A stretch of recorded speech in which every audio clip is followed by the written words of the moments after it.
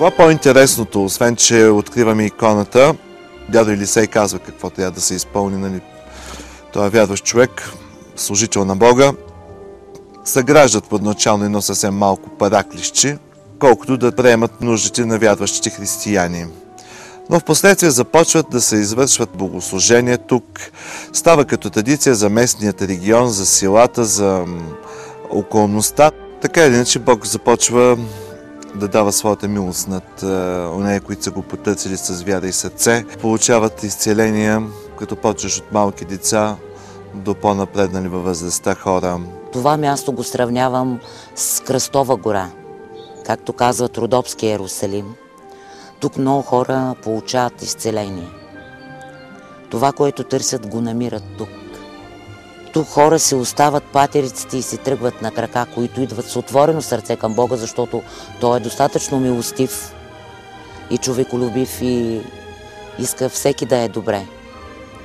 Тук се развързват отробата на жени, които 16 години ходят по лекари, някои попадат под екстрасенси, които ги умотават в този забързан свят на нашия век. Но идвайки тук с открито сърце и с вяра, че тия застъпници Флор и Лавър пред Бога и много скоро пристигат, за което са весели, удовлетворени и черпят, че е бременна булката и че чакат детенци.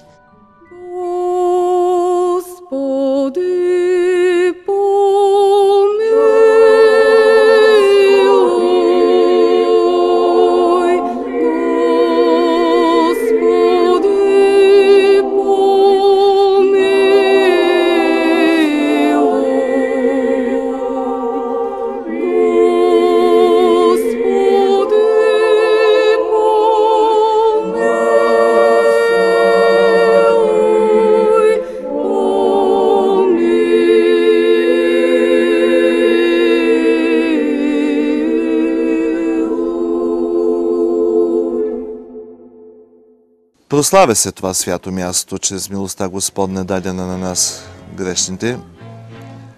И така до 76-та година всичко върви в така по-нормални граници на религиозен живот.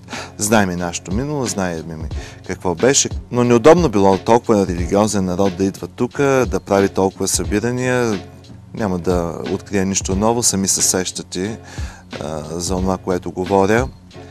И какво решили? Решили да направят тази сграда, която е била параклище на обор, защото през това време вече имало и хижа тук наблизко. И тогавашният съдържател му било много удобно тук да се отгледа кравите, ливада голяма, сграда готова като обор. Не, че нашия Богоспасител и Христос се роди на друго място. Знаем, че Той се роди точно в такава ясла. Но да оскверниш едно такова място се грях.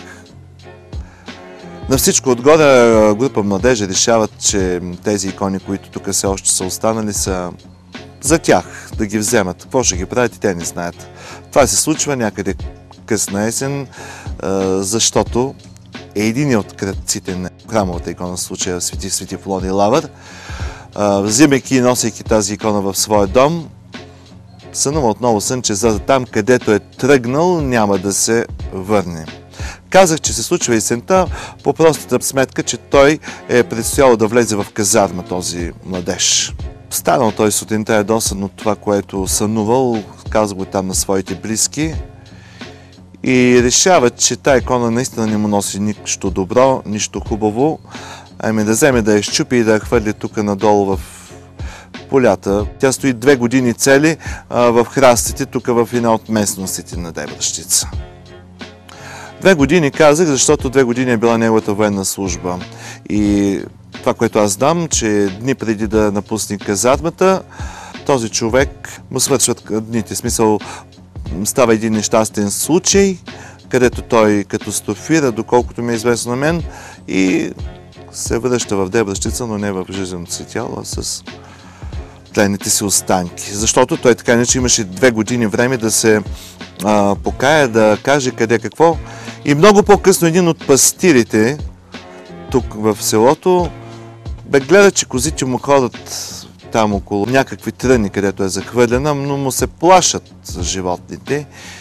И така отдалече видял, че има нещо религиозно, в случая иконата, макар и счупена на две.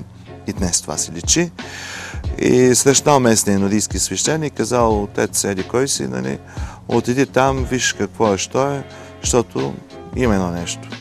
Отива тогавашния покойен свещеник отец Георги Христев, взима иконата, намира се и така тя се връща в инудийски храм. Там е пазим, имайки предвид отдалечения район тук, а пък по-лесната комуникация с църквата Света Неделя.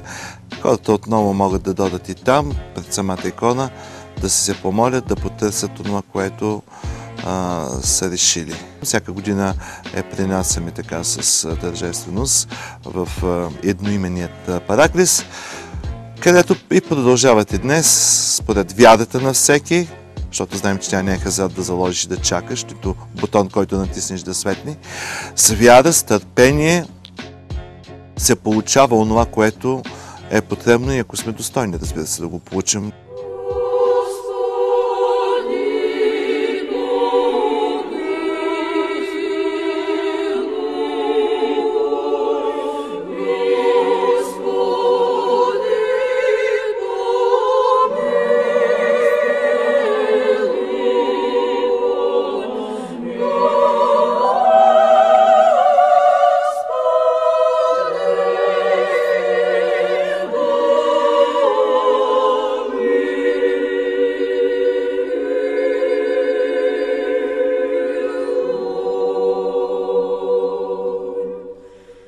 Господи, помилуй, Господи, помилуй. Амин.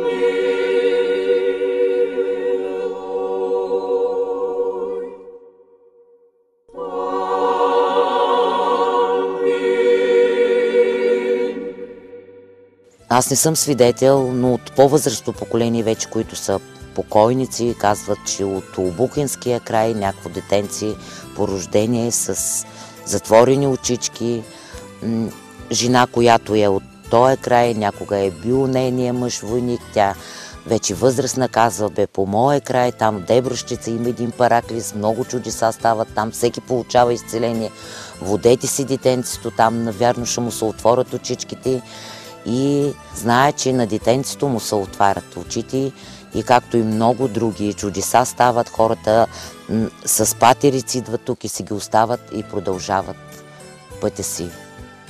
Всяка година на 17 срещу 18 август пристигаме тук, като отслужваме вечерни богослужения, полунощна, където отново се молим за благото и преуспяването на всички ни вярващи и кръстили се в Христа.